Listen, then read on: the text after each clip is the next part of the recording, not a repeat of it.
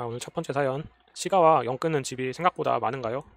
결혼 10년차 시부모의 폭언과 괴롭힘 등으로 발길 끊은 지 2년 정도 되었습니다.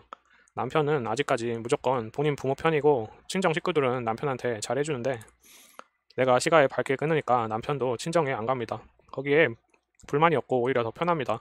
친정 식구들도 남편 어려워하고 우리는 챙길 것 없다. 너희만 잘 살아라 하십니다. 서로 각자 부모 챙기자 말은 안 했지만 그러고 있습니다. 그런데 영끈은 시부모가 남편 혼자 시가 방문할 때 뭐라 하나 봐요. 여자 하나 제대로 못 잡아서 그러고 사냐고.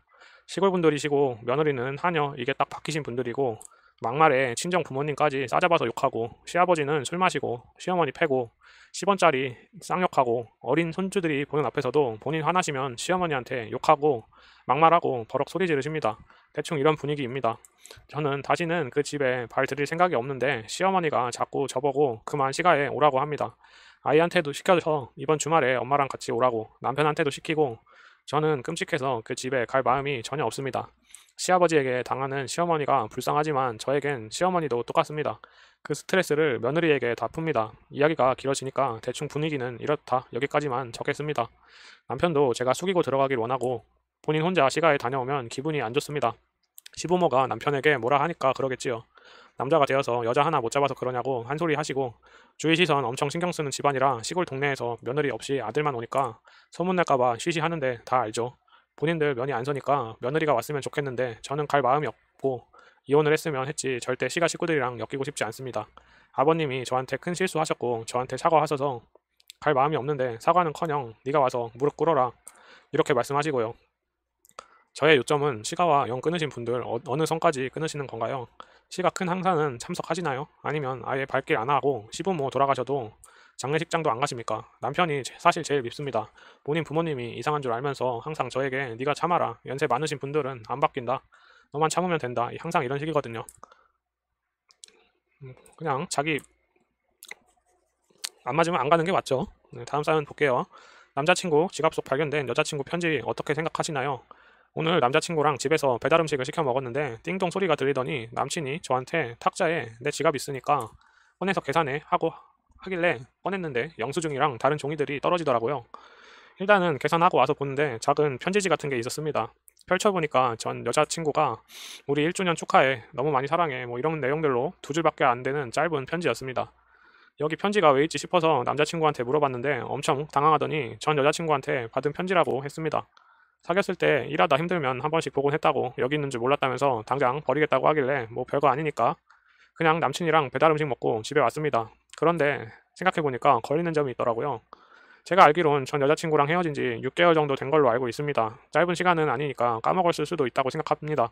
그런데 제가 걸리는 부분은 남자친구가 최근에 지갑을 친구한테 선물 받았다고 했거든요. 분명히 지갑도 새 지갑으로 바꾸면서 내용물도 정리했을 텐데 왜 전 여친한테 받은 편지가 아직도 지갑에 있었을까요?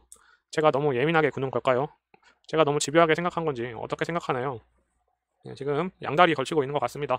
그 편지의 여자랑 1년 동안을 사귀고 있으면서 글 쓴 분을 따로 만나는 것 같습니다. 잘 알아보시는 게 좋을 것 같네요. 네, 다음 사연. 날 잡고 상견례 후에 파혼 예정입니다. 연애할 때부터 줄곧 느꼈던 단점들을 시간이 해결해주지 못합니다. 매사에 부정적인 견해로 바라보는 습관이 있는 듯해서 그 행동에 대해 이야기를 하면 고치려 노력하는 모습도 보이고 좋아진 부분도 많이 생기고 그 과정을 보면서 극복해 나갈 수 있는 부분이라고 느꼈습니다. 근데 나를 잡고 상견례도 하고 뭔가가 목적지에 다다랐다고 느껴지는 순간부터 고쳐지는 것 같던 단점들이 다시 올라오기 시작합니다. 결국은 제가 안 되겠더라고요. 텐션이 높고 부모님과 대화도 많이 하고 서로의 의견을 편하게 주고받는 저희 집과는 너무 다른 분위기, 잿빛 세상에서 사는 듯한 그쪽 집안 분위기 또한 극복하기 어려운 부분이 되었고 매사에 트집을 잡는 듯한 비아냥거리는 말투에 제가 지쳐버렸고 남친이 매사에 부정적인 마인드가 있어서 그걸 없애주려 노력했지만 저의 에너지로도 그 부분을 지우기는 벅차더라고요. 그런데 그쪽 집 부모님을 만나볼수록 그런 성격의 이유를 알겠는 게 더 무서워지더라고요. 동생이 있는데 동생 또한 말도 없고 어둡고 제가 여지껏 살아온 세상은 노랗고 파란색인데 남친을 바라보면 흑색입니다. 남친 가족을 바라보면 정말 흑빛 세상으로 보이더라고요. 성격 부분만 아니라 여러 가지 충돌이 계속 생기는데 한 가지 예로 집을 구하는 기준에서부터 삶의 가치관과 본질 목적이 너무 달라서 점점 서로 반대로 걸어가고 있는 느낌을 계속 받습니다. 가볍고 즐거운 대화만 나누려 하고 무겁고 진중한 대화는 죽을 듯이 회피하려 하고 짜증을 부리고 트집 잡으며 대화를 단절해버리는 대화법엔 이젠 저도 그만하고 싶더라고요. 현실주의에 가까운 저 본인 피셜 몽상가의 경험주의자라는 그 사람. 합의점은 안 보이고 제가 뭐가 아쉬워서 그런 삶에 뛰어들어야 하는지 정신이 번쩍 들었습니다. 이제 그분을 잘 설득하든 싸워서 정을 떼든 서둘러 해결하려고 합니다. 예, 사람 고쳐 쓰는 거 아닙니다. 고쳐 쓰는 게 아니라 올바르게 자란 상황과 결혼해서 서로 좋은 시너지가 되는 게 좋습니다. 네, 다음 사연. 시모, 이건 무슨 심리인가요? 시가 친정 둘 다 어머니들은 전업주부이고 시아버지는 직장 다니시고 저희 아빠는 초등학교 장입니다. 상견례 때 친정 엄마는 격식을 갖췄지만 수수하게 입고 오셨고 시어머니는 온갖 장신구에 화려하게 입고 오셨더라고요. 친정 아빠께서 그동안 이거 평소에 인물 좋으시단 말도 자주 들었습니다. 시모가 몇 번이나 과하게 아빠 외모 칭찬하시는데 그때는 그런가 보다 넘어갔습니다. 그 후에도 안부 물어도 꼭 아빠부터 물으시고 온갖 칭찬 다 하고 한 번은 다이렉트로 직접 통화하려는 걸 남편이 말려서 못했습니다. 반면에 친정엄마 관련되어서는 은근히 돌려가기 한다는 게 느껴집니다. 대놓고는 안 하고 교묘하게 남자들은 단순해서 모르는 듯한데 저는 알겠더라고요. 시모가 친정아빠 얘기할 때 길어지면 시부 표정이 좀 굳어지고 말수가 없어지는데 아랑곳하지 않고 계속 말해서 제가 민망해질 때도 종종 있었고 있습니다. 엄마한텐 저런 식으로 하니 기분 나쁜데 대놓고가 아니라 뭐라 하기도 그렇습니다. 하루는 친정 부모님 어떻게 만나셨는지 물어서 연애 결혼하셨다고 하니 같은 교육자도 아닌데 어떻게 만나셨냐고.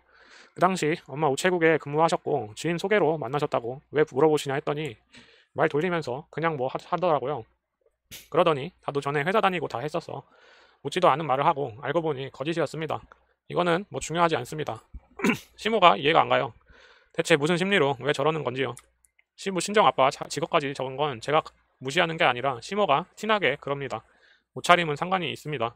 친정엄마 수수하신 모습 보고 아빠랑 외모 비교질하면서 은근히 까내렸고요. 본인이 더 낫다는 뉘앙스를 풍겼습니다.